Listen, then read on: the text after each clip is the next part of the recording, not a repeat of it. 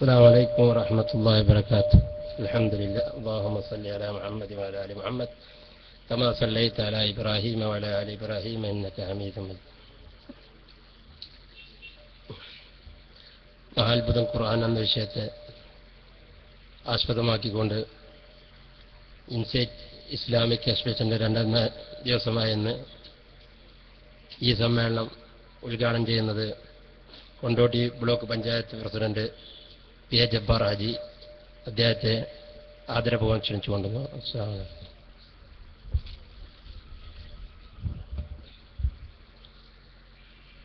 ബഹുമാനപ്പെട്ട അധ്യക്ഷൻ സിദ്ദീഖ് കോയ തങ്ങൾ, അതുപോലെ തന്നെ ബഹുമാന്യായ വ്യാപാരി വ്യവസായ സമിതി ചെയർമാൻ പി പോക്കർ ഹജ്ജ്, പ്രിയങ്കരനായ ഖാദർ സാഹിബ്, അതുപോലെ തന്നെ അബ്ദുൽ നാസർ തുടങ്ങിയ വിശിഷ്ട വ്യക്തിത്വങ്ങളെ, പ്രിയപ്പെട്ട സുഹൃത്തുക്കളെ, അസ്സലാമു അലൈക്കും.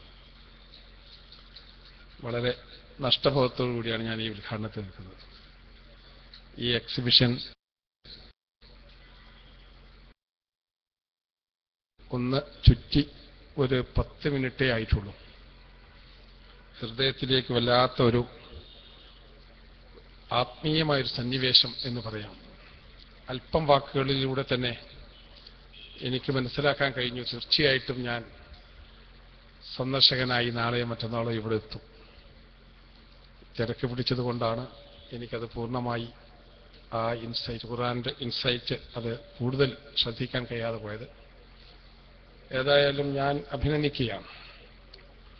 ആധുനിക ലോകത്ത് ഇന്നേ വരെ ഒരു ശക്തിക്കും, ഒരു ശാസ്ത്രത്തിനും, ഒരു ഭൗതിക ശക്തിക്കും ഒരു കാക്കാപ്പുള്ളി പോലും ചൂണ്ടിക്കാണിക്കാൻ കഴിയാത്ത അത്ഭുതങ്ങളുടെ അത്ഭുതം എന്ന് വിശേഷിപ്പിക്കുന്ന പരിശുദ്ധ ഖുർആൻ അത് ജനങ്ങളിലേക്ക് എത്തിക്കുകയാണ്. ഒരേ ഭാഷയിലൂടെ, നമുക്കറിയുന്ന ഭാഷയിലൂടെ നമ്മുടെ ഗ്രന്ഥത്തെ, നാം പരിചയപ്പെടാൻ ഒരുപക്ഷെ വൈകിപ്പോയ ഗ്രന്ഥത്തെ നമ്മിലേക്ക് അടുപ്പിക്കുകയാണ് ഈ പ്രസ്ഥാനം. ഞാൻ ഇതിന്റെ സംഘാടകരെ ഹൃദയത്തിന്റെ ഭാഷയിൽ അഭിനന്ദിക്കുക. 1400 കൊല്ലം മുമ്പ് വന്ന ഖുർആൻ കഴിഞ്ഞു പോയ ഇന്നലകളിൽ ഒരു സൂര്യ ഉദയത്തിനോ അസ്തമയത്തിനോ അതിനിടയിലുള്ള സമയങ്ങളിലോ ഈ ഖുർആൻ ഏതെങ്കിലും ഒന്ന് തെറ്റാണ് എന്ന് പറഞ്ഞിട്ടില്ല. അതൊക്കെ അവിടെ തന്നെ കാണും. നമ്മൾ ഇന്ന് ഏതൊക്കെ പ്രതിസന്ധികൾ നേരിടുന്നു, എന്തൊക്കെ പ്രതിബന്ധങ്ങൾ നമ്മുടെ മുന്നിലുണ്ട്, പരിഹാരം നമുക്ക് ഖുർആനിലുണ്ട്. നാം അവിടേക്ക് എത്തുന്നില്ല, നമ്മൾ അങ്ങോട്ടത് കാണുന്നില്ല. നമ്മുടെ മുന്നിൽ എല്ലാം ഉണ്ട്, പക്ഷേ നമുക്ക് അതിലേക്ക് നമ്മൾ തിരിയുന്നില്ല എന്നുള്ളതാണ് നമ്മുടെ സമയങ്ങൾ, അതല്ലെങ്കിൽ അതിനുള്ളതായ മാർഗങ്ങളില്ലാത്തത് ഇതൊക്കെയാണ്. പക്ഷേ സന്തോഷകരമായ കാര്യം, മറ്റ് മതസ്ഥർ നമ്മിലേക്ക് അടുക്കുന്നു, നമ്മളിലേക്ക് നോക്കുന്നു. ഇപ്പോ എത്ര ശാസ്ത്രം, പതിറ്റാണ്ടുകളുടെ പ്രയത്നഫലമായിട്ടായിരിക്കാം ഒരു ശാസ്ത്ര സത്യം കണ്ടെത്തുന്നത്. ആ സത്യം കണ്ടെത്തിക്കഴിഞ്ഞാൽ ആ ശാസ്ത്രജ്ഞൻ പിന്നീട് ഖുർആനിലേക്ക് നോക്കുകയാണ്. ഖുർആനിന്റെ ഇംഗ്ലീഷിലെ ആ വിവർത്തനത്തിലേക്കൊക്കെ പരിശോധിക്കുമ്പോൾ അതിൽ കാണാൻ സ്പഷ്ടമായി താൻ പതിറ്റാണ്ടുകൾക്ക് മുമ്പ് ഇത്രമാത്രം പ്രയാസങ്ങൾ ഇതിൽ വളരെ വ്യക്തമായി രേഖപ്പെടുത്തിയിരിക്കുന്നു. ഇസ്ലാമിലേക്ക് കടന്നു വരുന്ന നിരവധി ശാസ്ത്രജ്ഞന്മാർ, അതുപോലെ തന്നെ ഭൗമശാസ്ത്രജ്ഞന്മാർ നമുക്ക് കാണാൻ കഴിയും. ഏതൊക്കെ മേഖലയിൽ മനുഷ്യന്റെ ജനനത്തെക്കുറിച്ച് പഠിച്ച ശാസ്ത്രജ്ഞൻ പറഞ്ഞു, ഖുർആനാണ് ശരി. ഖുർആനിൽ അത് നേരത്തെ പറഞ്ഞു. ഒരു സ്ത്രീയുടെ ഗർഭപാത്രത്തിൽ 3 അറകളുണ്ട്. അതിൽ ഒരറയിലാണ് ഈ ഗർഭധാരണം നടക്കുന്നതെന്നും അതിലാണ് കുഞ്ഞുങ്ങൾ നടന്നു 1400 വർഷം മുമ്പ് ഖുർആൻ പറഞ്ഞു. പക്ഷേ ശാസ്ത്രം അടുത്ത കാലത്താ അതിലേക്ക് തിരിയുന്നത്, കണ്ടെത്തിയത്. സ്കാനിങ് വേണ്ടി വന്നു, സ്കാൻ മെഷീൻ വേണ്ടി വന്നു. ഇതൊക്കെയാണ് ഈ കാലഘട്ടത്തിൽ ഓരോന്നും. ഞാൻ അങ്ങനെ ഓരോന്നെടുത്ത് പറയുന്നില്ല. നമ്മൾ ഇന്നിപ്പോ പ്രകൃതി ചൂഷണം, ഇല്ലാത്ത പ്രയാസങ്ങൾ, അതിലൊക്കെ ഖുർആൻ പറയുന്നു. ഏതൊക്കെ മേഖലയിൽ അന്ന് വരുന്ന കാര്യത്തിൽ പറയുന്നു. ഞാനിങ്ങനെ മണലിന്റെ കാര്യമൊക്കെ ആലോചിച്ച് പോകാറുണ്ട്. മണൽ നമ്മൾ എടുക്കുന്നുണ്ട് ആവശ്യത്തിന്. മനുഷ്യന്റെ ശരീരത്തിൽ നിന്ന് രക്തം സംഭാവന ചെയ്യുന്നത് പോലെ ആവശ്യത്തിനെടുക്കാം. അത് കൂടിപ്പോയാൽ പിന്നെ ആ മനുഷ്യൻ ജീവിച്ചിരിക്കുന്നില്ല, പൂർണ്ണമായി എടുക്കാൻ കഴിയില്ല. ആവശ്യത്തിന് കുറച്ചെടുത്ത് അതിന്റെ സന്തുലിതത നിലനിർത്താം. അതുപോലെ മണലും അതുപോലെ തന്നെയാണ്. ആവശ്യത്തിന് നമുക്ക് എടുക്കാം. പക്ഷേ പൂർണ്ണമായി എടുത്താലോ ആ പുഴയുടെ നാശമാണ്. അതേക്കുറിച്ച് പറഞ്ഞു, മലകളെക്കുറിച്ച് പറഞ്ഞു. ഇന്നത്തെ ലോകത്ത് വരുന്ന ഏറ്റവും വലിയ കുടിവെള്ളത്തിന്റെ ഏറ്റവും വലിയ ഭയാനകമായ പ്രശ്നം ഖുർആൻ എത്ര വർഷങ്ങൾക്ക് മുമ്പ് പറഞ്ഞു. നമ്മളൊക്കെ എന്നൊക്കെ സംബന്ധിച്ചിടത്തോളം അതിന്റെ ഒരു ചെറിയ ഭാഗമേ കണ്ണോടിക്കാൻ കഴിഞ്ഞിട്ടുള്ളൂ. നഷ്ടബോധത്തോടു കൂടി പറയട്ടെ, ജീവിതത്തിലെ ആ ഭാഗത്തെ പൊതുപ്രവർത്തനത്തിന്റെ ഒക്കെ ഈ നെട്ടോട്ടത്തിനിടയിൽ ആ ഭാഗത്തേക്ക് കൂടി ഖുർആനിനെ അറിയാനും ഖുർആനെ മനസ്സിലാക്കാനും ശ്രമിക്കാൻ ഞാൻ എന്റെ ശരീരത്തോട് തന്നെ ആവശ്യപ്പെടുകയാണ്. എനിക്ക് താല്പര്യമുള്ളൊരു കാര്യം. തീർച്ചയായിട്ടും ഞാൻ നേരത്തെ പറഞ്ഞതുപോലെ എന്റെ ഇനിയുള്ള ദിവസങ്ങൾ തീരുന്നതിന് മുമ്പ് തന്നെ എനിക്ക് ഇത് പഠിക്കണം. അതുപോലെ തന്നെ ഖുർആനിലേക്കൊന്ന് ആയത്തിൽ ഇറങ്ങി ചെല്ലാൻ അല്പമെങ്കിലും സമയം. രാവിലൊക്കെ ഖുർആൻ അല്പം ഓതും, പക്ഷേ ആ ഓത്തുകൊണ്ടായില്ല. ഖുർആനിനെ മനസ്സിലാക്കുന്ന രീതിയിലുള്ള ആ ശ്രമത്തിലേക്ക് ഇനിയും എന്റെ നാളുകളും നിങ്ങളോളം ഉണ്ടാവട്ടെ എന്ന് പ്രാർത്ഥിച്ചുകൊണ്ട് ഒരിക്കൽ കൂടി ഇതിന്റെ സംഘാടകരെ അഭിനന്ദിച്ചുകൊണ്ട് എന്റെ ഔപചാരികമായ ഉദ്ഘാടനം നിർവഹിച്ചതായി പ്രഖ്യാപിക്കുന്നു. അസ്സലാമു അലൈക്കും.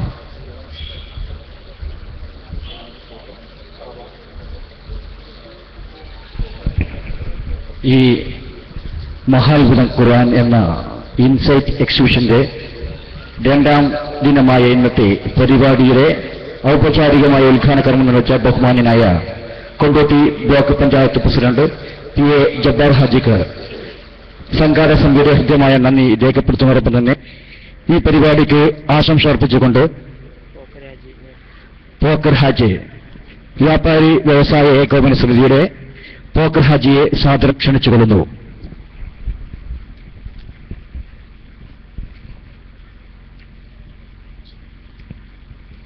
അസ്സലാമു അലൈക്കും വറഹ്മത്തുള്ളാഹി വബറകാതുഹു. പ്രിയമുള്ള അധ്യക്ഷരെ, സഹോദരന്മാരെ, സഹോദരികളെ,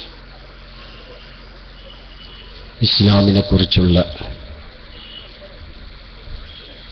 ഒരു എക്സിബിഷൻ ഇവിടെ നടക്കുന്നത് വളരെ മഹത്തായ ഒരു പ്രവൃത്തിയാണ്.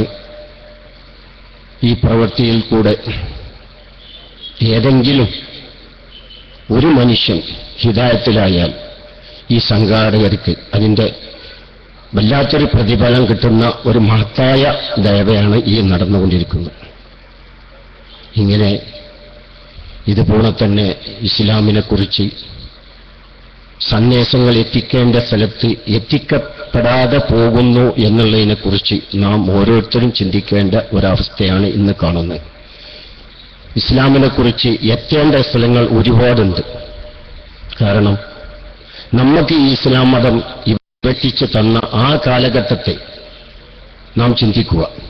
നമ്മൾ ഇത്രയധികം വളർന്ന് പന്തലിച്ച് ഇസ്ലാമിനെ കുറിച്ച് ഇത്രയധികം ജനപ്പെരുപ്പ് ഈ കേരളത്തിൽ ഉടലെടുത്തിട്ടുണ്ടെങ്കിൽ അന്ന് ഇതിനു വേണ്ടി പ്രവർത്തിച്ച വളരെ കുറഞ്ഞ മെമ്പർമാർ ഇത്രയും ഇതിനെ വളർത്തിയെടുക്കാൻ സാധിച്ച ഒരു ആത്മാർത്ഥമായ ആ ദേവയുടെ ഒരു തെളിവാണ്. അപ്പൊ ഇതേമാതിരി ഈ ഇസ്ലാമിനെ കുറിച്ച് എത്തിപ്പെടാത്ത, മനസ്സിലാക്കാത്ത ഒരുപാട് ജനങ്ങൾ ഇന്ന് നമ്മളെ ഇടയിൽ ജീവിക്കുന്നുണ്ട്. അവരിലേക്ക് ഈ സന്ദേശം എത്തിക്കുക എന്നുള്ള കടമ ഞാനടക്കമുള്ള ഇതിന്റെ പ്രവർത്തകർക്ക്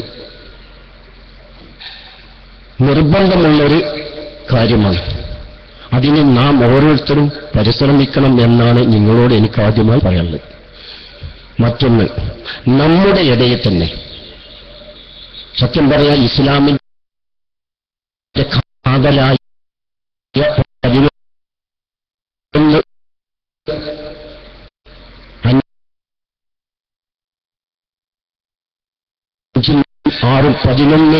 എന്ന് പറയുന്ന ആഴ്ച നോമ്പ് നോറ്റ് ഹജ്ജ് ചെയ്ത് അള്ളാഹു വെച്ച് പുലർത്തുന്നത്.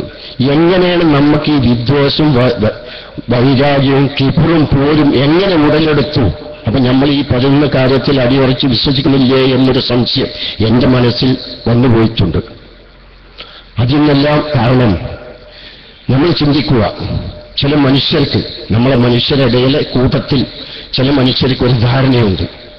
കാരണം ഞാൻ എല്ലാറ്റിനും കഴിവുള്ളവനാണ്, ഈ കൂടെ എല്ലാം നേടിയെടുക്കാൻ സാധിക്കും എന്നുള്ളൊരു ധാരണ. പക്ഷെ സത്യം പറഞ്ഞ അസ്ഥാനത്താണത്. കാരണം നാം ഓരോരുത്തരും നമ്മളോട് ചോദിച്ചിട്ടല്ല അല്ലാഹു തആല ഈ ഭൂമിയിലേക്ക് നമ്മളെ യാത്രയാക്കിയത്. അതുപോലെ തന്നെ നമ്മളോട് ചോദിക്കേണ്ട അവന് നമ്മളെ തിരിച്ചു കൊണ്ടുപോകാൻ. ആ ഒരു ബോധം നമ്മളിൽ ഉണ്ടായാൽ നമുക്ക് ആർക്കും ഒരു തെറ്റും ചെയ്യാൻ സാധിക്കൂല എന്നുള്ള പരിപൂർണ്ണ ഒരു വിശ്വാസമുള്ള വ്യക്തിയാണ് ഞാൻ. കാരണം ആരോട് കിബർ കാണിക്കണം, എന്തിന് കിബർ കാണിക്കണം, എന്തിന് പോരി കാണിക്കണം, എന്തിന് പക, ഇതിൻ്റെ ഒന്നും ആവശ്യമില്ലല്ലോ. അപ്പൊ അതൊക്കെ മനസ്സിലാക്കിക്കൊണ്ട് ഈ ഇസ്ലാമിൽ നമ്മളെ പ്രമാണം, നമ്മുടെ ഈ 1400 വർഷങ്ങൾക്ക് മുമ്പ് നമുക്ക് പ്രബോധനം അല്ലാഹു തആല നബി മുഖേന നീ നൽകിയ ഈ സന്ദേശം മുറുകെ പിടിച്ചുകൊണ്ട് നാളെ പരലോകത്തെ ജീവിതം ശാശ്വതമാക്കാൻ വേണ്ടി നാം ഓരോരുത്തരും നമ്മളാൽ കഴിയുന്ന പ്രബോധന രീതിയിൽ കൂടെ നമ്മൾ നേടിയെടുക്കാൻ അല്ലാഹു തആല അനുഗ്രഹിക്കട്ടെ എന്ന് പറഞ്ഞുകൊണ്ട് ഞാൻ നിർത്തുന്ന ഈ എക്സിബിഷൻ എല്ലാവിധ ഭാവങ്ങളും നേർന്നുകൊണ്ട് ഞാൻ നിർത്തുന്നു. നന്ദി, നമസ്കാരം. അസ്സലാമു അലൈക്കും വറഹ്മത്തുള്ളാഹി വബറകാതുഹു. ഈ ഖുർആൻ സമ്മേളനത്തിന് ആശംസ അർപ്പിച്ച ബഹുമാന്യ വ്യക്തിത്വം പി പോക്കർ ഹാജിക്ക് സംഘാടക സമിതി ഹൃദ്യമായ നന്ദി രേഖപ്പെടും. ഈ പരിപാടിയുടെ മുഖ്യ പ്രഭാഷണം നടത്തിക്കൊണ്ട് മുജാഹിദ് ബാലുശ്ശേരി വേദഗ്രന്ഥങ്ങളുടെ സന്ദേശം എന്ന വിഷയത്തെ ആസ്പദമാക്കിക്കൊണ്ട് നിങ്ങളെ അഭിസംബോധന ചെയ്യുന്നു. അതിനുവേണ്ടി ബഹുമാന്യ പണ്ഡിതൻ മുജാഹിദ് ബാലുശ്ശേരിയെ ക്ഷണിച്ചുകൊള്ളുന്നു.